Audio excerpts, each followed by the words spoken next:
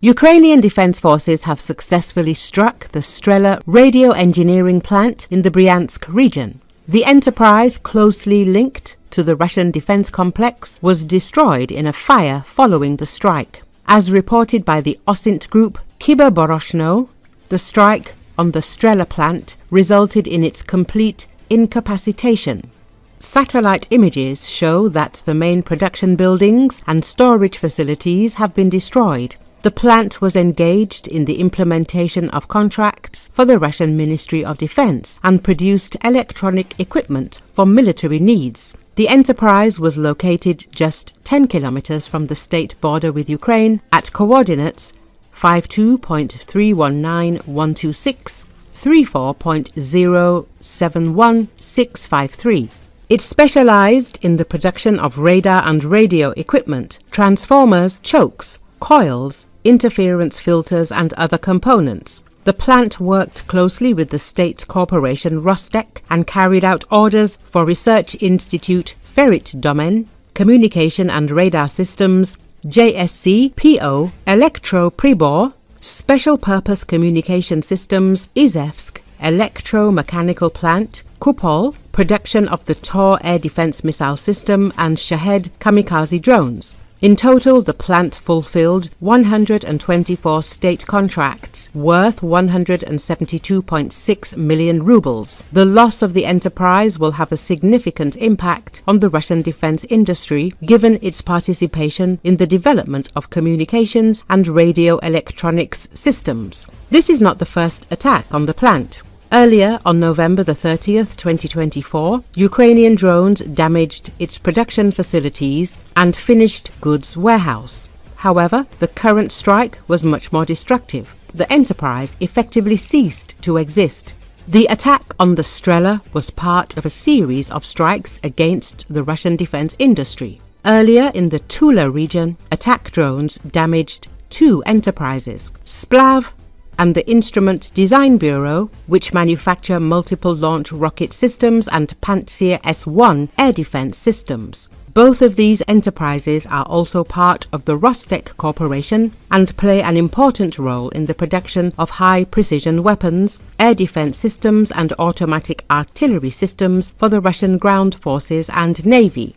The destruction of the Strela plant demonstrates Ukraine's ability to carry out pinpoint strikes on strategic targets in Russia.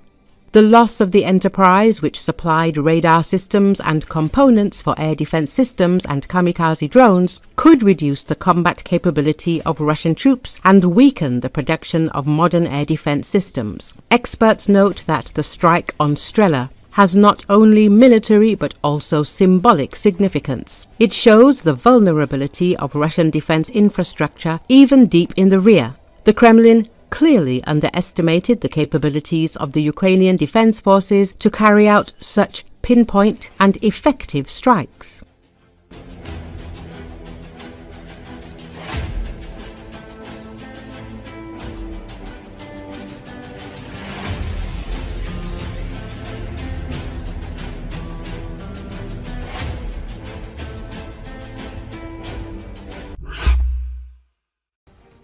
Desertion in the Russian armed forces has reached enormous proportions. The Russian military police are trying to catch them, but without much success.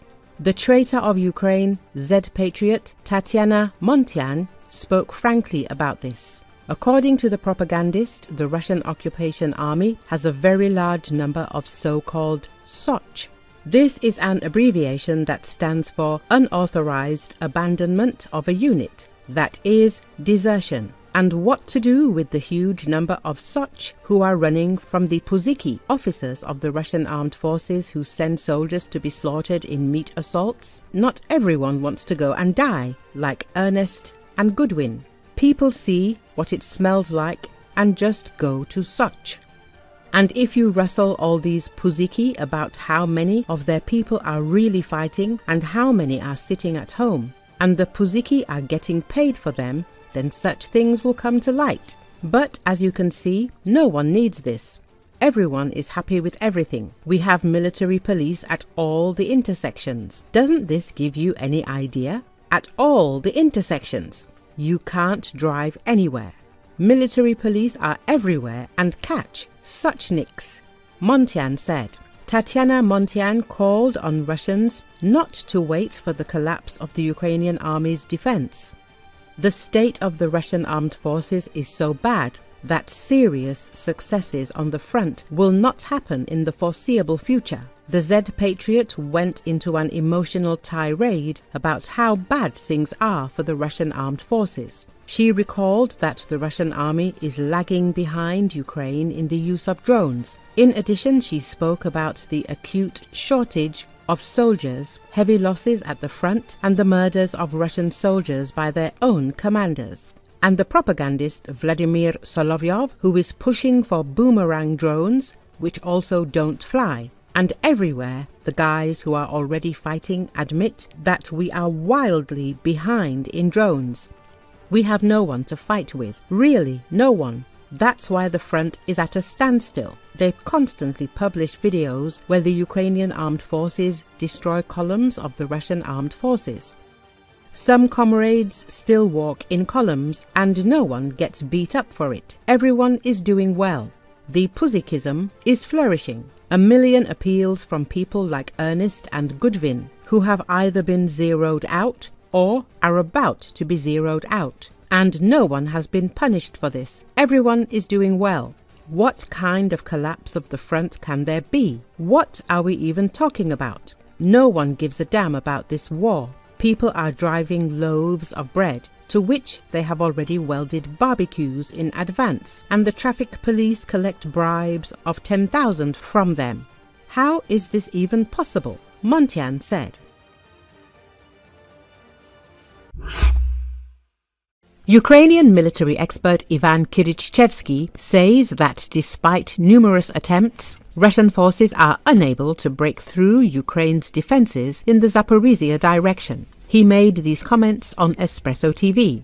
Russian troops are unlikely to abandon their goal of advancing towards Zaporizhzhia if that's what they've set out to do. However, the fact that the Russians were able to make significant gains in the southern direction earlier in the full-scale war can only be explained by the lack of sufficient troops and fortifications on our side at the time, Kirichevsky remarked. According to the military expert, once Ukraine set up proper troops and defenses in the Zaporizhzhia direction, it became much harder for Russian forces to move forward. The same factors that hindered our success in the south in 2023, wide open terrain and the enemy's fortified defenses, are now working against the Russians.